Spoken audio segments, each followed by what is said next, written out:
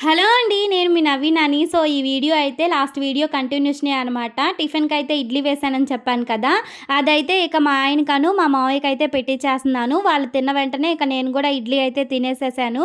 ఇక ఇడ్లీలోకి చట్నీ తప్ప ఇక కారప్పొడి ఇవన్నీ అయితే పద్దాకలైతే ఎవరికైనా గూడా మింగుడు పడవని చెప్పేసి నాకర్థమైందనమాట. ఇంతకుముందేంటంటే ఇడ్లీలో కారప్పొడైనా సరే నేను సర్దుకుపోయేదాన్ని. ఇక పద్దాకల మా హస్బెండ్ తినరు కదా అని చెప్పేసి ఇక చట్నీ గూడా చేయడం ఆపేసాను. పద్దాకల కారప్పొడితో అయితే ఇక టిఫిన్ గూడా అస్సలకి చేయబుద్ధి కావడం లేదండి. ఇక టిఫిన్ కన్నా గూడా అన్నం బెటర్ అనిపిస్తుందనమాట. ఇక లంచ్‌లోకైతే పప్పు చేసేస్తున్నాను. మా అత్తయ్య అయితే మా రిలేటివ్స్ వచ్చారు పెళ్లి పిలుపులకని చెప్పారనమాట. వాళ్ళతో పాటు ఇక మా అత్తయ్య గూడా వెళ్ళారు. ఇక వాళ్ళకి లంచ్ చేసేయమంటే ఇక ఇక్కడైతే పప్పు పెట్టేస్తున్నాను.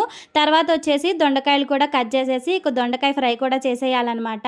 పప్పయితే కుక్కర్‌లో పెట్టాను కాబట్టి త్వరగానే అయిపోద్ది. ఇక కుక్కర్‌లో పెట్టేసి గ్యాస్ మీద పెట్టేసాను. మా హస్బెండ్ అయితే ఇక టిఫిన్ అయితే చేయడం లేదు కదండీ! ఇక ఆ ప్లేస్‌లో ఏదో ఒకటి జ్యూస్ అయితే వేసిస్తున్నాననమాట. ఈరోజొచ్చేసి బనానా జ్యూస్ అయితే వేస్తున్నాను.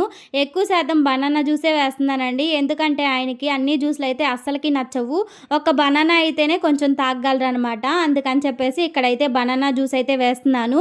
ఇక మా మావయ్యకి నాకు గూడా జ్యూస్ అయితే ఒకేసారి వేసేస్తున్నాననమాట. ఇప్పుడైతే ఎండాకాలం వల్ల ఈ అరటికాయలు గానీ, ఏ ఫ్రూట్స్ అయినా గూడా ఊరికే త్వరగా పాడైపోతున్నాయండి. సో, అందుకని చెప్పేసి ఒకేసారి ఫ్రిడ్జ్‌లో పెట్టేస్తే ఉదయం నుంచి నైట్ లోపు ఎప్పుడైనా తాగేయొచ్చు. ఇక తర్వాత రోజుకైతే అస్సలకి బాగోదులేండి.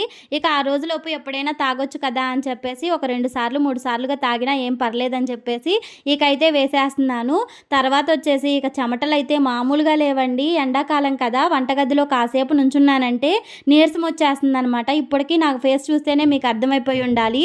ఇక చెమటలైతే కారిపోతున్నాయి. ఇక ఎలాగోలాగా ఫస్ట్ అయితే చేసేసి వంటగది నుంచి పక్కకొచ్చేయాలని చెప్పేసి ఫాస్ట్‌గా అయితే చేసేసుకుంటున్నాను. పాల ప్యాకెట్ అయితే ఇక నిన్ననంగా డీప్ ఫ్రిడ్జ్‌లో పెట్టానండి. బాగా గడ్డగట్టిపోయిందనమాట. ఉదయమే లేచి ఇక నార్మల్ ఫ్రిడ్జ్‌లో అయితే పెట్టేశాను. కొంచెం అంతా కరిగిందనమాట. అసలు చేయి చూస్తుంటే అయితే బాగా ఎర్రగొచ్చేసిందండి. పాల ప్యాకెట్ అయితే అసలకి పట్టుకోలేకపోయాను. అసలు నా వల్ల కాలేదనమాట. ఒకవైపు అయితే చెమటలు, ఇక చెమటలతో నీరసము, ఇంకో వైపు అయితే ఈ పాల ప్యాకెట్ పట్టుకోవడం వల్ల అసల ఎర్రగా వచ్చేసి నొప్పి రావడం అసలు చాలా ఇసుగ్గా అనిపిచ్చింది. ఫాస్ట్‌గా అయితే వంటగదిలో నుంచి బయటికెళ్దాం అనిపిచ్చిందండి. కానీ వంట చేయడం గూడా ఉంది కదా! కానీ కాసేపైనా వెళ్లి ఫ్యాన్ కింద కూర్చుందామని చెప్పేసి ఇక మా హస్బెండ్ అయితే ఇక ఎక్కువగా బనానా జ్యూస్ వేస్తున్నాను కదా అని చెప్పేసి హార్లిక్స్ ప్యాకెట్ అయితే జెప్టోలో అయితే బుక్ చేశారండి. ఇక వచ్చిందనమాట. కాస్ట్ అయితే కొంచెం అంత తక్కువగానే పడింది. మనం బయట తీసుకున్న దానికన్నా గూడాను. ఇక కొంచెం అంత హనీ వేసిచ్చి ఇక మా హస్బెండ్‌కి, మా మావయ్యకి అయితే వేసిచ్చేసాను. ఇక తర్వాతొచ్చేసి నేను గూడా ఫ్యాన్ కింద కాసేపు కూర్చొని రిలాక్స్ అయిన తర్వాత వంట అయితే స్టార్ట్ చేసేసాను.